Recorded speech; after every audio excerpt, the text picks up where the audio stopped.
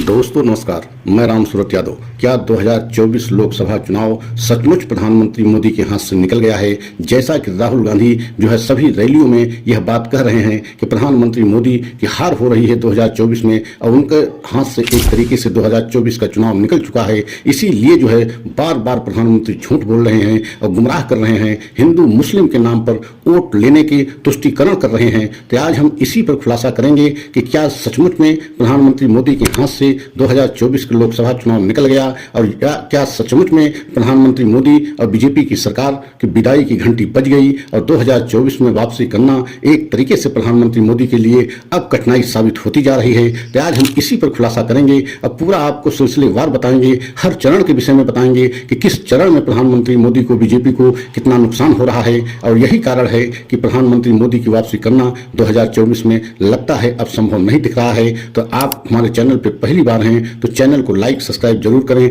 Video को अंत तक देखें। तो सबसे पहले आपको ये बताना चाहते हैं कि आज दूसरे चरण का चुनाव जो है इस समय वोटिंग हो रही है, और आपने देखा है कि आज जो है 89 सीटों पर जो है वोटिंग हो रही है पूरे देश में, और 13 राज्य इसमें शामिल हैं। 13 राज्यों के 89 सीटों पर जो है चुनाव चल रहा है, मतलब आप समझ सकते हैं। और आज हम आपको ये भी बताएंगे कि 2019 में इन 89 सीटों पर जब चुनाव हुआ था तो बीजेपी को 61 जो है लोकसभा सीटों पर जीत हुई थी, और जो है विपक्ष को जो है मात्र 20 से 22 सीटें उस समय मिली थी। तो आज हम इसी पे बताएंगे कि किस तरीके से पहले चरण के चुनाव से ही बीजेपी एकदम घबरा गई है, क्या पहले चरण के चुनाव से ही बीजेपी पिछड़ रही है। तो आज हम इसी पे आपको बताने जा रहा हूं। जो भी सर्वे रिपोर्टें आ रही हैं, जो भी बड़े बड़े चैनल जो है सर्वे रिपोर्ट निकाल रहे हैं या कर रहे हैं, वह यही बता रहे हैं कि बीजेपी को इस बार जो है हर चरण में नुकसान हो रहा है। और आप देखा है कि पहले चरण का चुनाव जैसे ही समाप्त हुआ, बीजेपी एकदम जो है हिंदू मुस्लिम को जो है उस पर मुद्दे पर आ गई।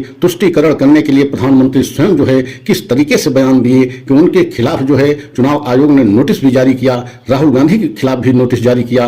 लेकिन आप देख रहे हैं इसके बावजूद जो है प्रधानमंत्री मोदी हर चरण में पिछड़ते जा रहे हैं। और आज जो रिपोर्टें आ रही हैं, आज जो 89 सीटों पर चुनाव चल रहा है, इसमें बहुत बड़ी खबर ये आ रही है कि लगभग जहां जो है 2019 में बीजेपी 61 सीटों पर जीती थी, वहीं इस बार जो है महज जो है 35 से 40 सीट जीत रही है। मतलब आधे जो है सीटों पर नुकसान हो रहा है। और इंडिया गठबंधन को, इंडिया अलायंस को इस बार जहां 2019 में 20 से 25 सीटें मिली थी, वहीं इस बार 45 से 50 सीट मिल रही है। मतलब ये आप मान लीजिए कि हर चरण में बीजेपी को 25 से 30 सीट का नुकसान हो रहा है, और 7 चरणों में पूरा चुनाव होना है। अगर आप कैलकुलेशन करें, मतलब हर चरण का 25 से 30 सीट बीजेपी का नुकसान अगर होता है तो कुल 175 से 200 सीटें जो है बीजेपी को कम मिल रही हैं। तो मतलब जो बीजेपी की तरफ से, प्रधानमंत्री मोदी की तरफ से ये नारा दिया गया है 400 पार का, उसमें सीधा 200 सीटें कम हो रही हैं। तो आप समझ सकते हैं कि अगर हर चरण में 25 से 30 जो है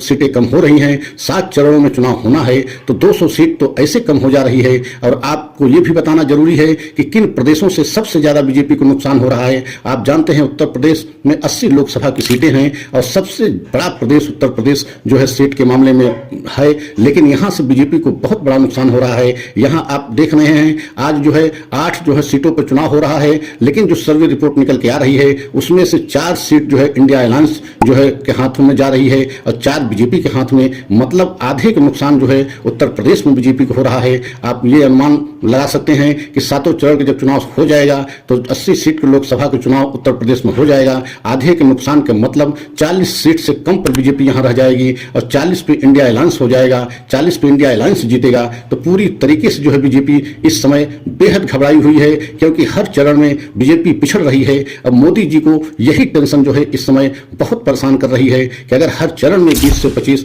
या 30 सीट हमारी कम होती गई तो इसका जो है आखिरी में बहुत बड़ा नुकसान हो जाएगा। और दूसरी तरफ आप देख रहे हैं आज केरल में जो है चुनाव चल रहा है 20 सीटों पर, मतलब वहां 20 लोकसभा की सीटें हैं। वहां एक तरीके से जो रिपोर्ट आ रही है, वहां पूरी तरीके से जो है बीजेपी का सफाया हो रहा है, वहां एक भी सीट नहीं पा रही है। तो आप समझ सकते हैं कि कितना बड़ा नुकसान बीजेपी को हो रहा है इस समय। खासकर उत्तर प्रदेश, केरल और महाराष्ट्र से जो रिपोर्ट आ रही है, वहां भी जो है बीजेपी को बहुत बड़ा नुकसान हो रहा है। मतलब इन प्रदेशों में जहां पे पूरी तरीके से बीजेपी एक छत्र राज कर रही थी और पूरी तरीके से इंडिया वहां जो है पिछली बार एकदम साफ थी, लेकिन इस बार हर जगह इंडिया अलायंस जो है आधी सीटों पर कब्जा कर रही है, आधी सीटें इंडिया अलायंस जीत रही है। तो यही कारण है कि बीजेपी इस समय बेहद हैरान परेशान है और बीजेपी की मुश्किल बढ़ती जा रही है। और ये तो दूसरा ही चरण अभी चुनाव चल रहा है, अभी 5 चरण का चुनाव बाकी है। लेकिन आप सीधा सीधा एकदम जो है सरल भाषा में और मोटे तौर पर अनुमान लगा लीजिए कि 25 से 30 सीटें हर चरण में अगर बीजेपी को नुकसान हो रहा है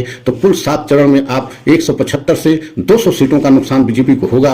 और 200 सीटें अगर आप निकाल देते हैं तो 400 प्लस का नारा बीजेपी का एकदम खोखला साबित हो जाएगा। और 400 में से 200 आप कम कर देते हैं तो बीजेपी 200 के नीचे आ जाती है। और यही कारण है कि बार बार राहुल गांधी यही कह रहे हैं कि झूठ बोल करके प्रधानमंत्री मोदी पूरे देश की जनता को गुमराह करके वोट लेना चाहते हैं। लेकिन सच्चाई ये है कि मोदी के हाथ से चुनाव निकल गया है, मोदी चुनाव हार रहे हैं, मोदी की सत्ता जा रही है, मोदी की विदाई की घंटी बज चुकी है। यही आरोप जो है राहुल गांधी लगा रहे हैं। तो आने वाले समय में यह देखना होगा 4 जून को क्या होगा, मतलब किसकी सत्ता बनेगी किसकी नहीं बनेगी। लेकिन ये तो तय है कि बीजेपी इस बार के चुनाव में बहुत हैरान परेशान दिखाई दे रही है। अगर हमारा वीडियो अच्छा लगा हो तो लाइक सब्सक्राइब करें, कमेंट के द्वारा अपनी राय अवश्य दें। अगला वीडियो पुनः लेकर के आएंगे। जय हिंद, जय भारत।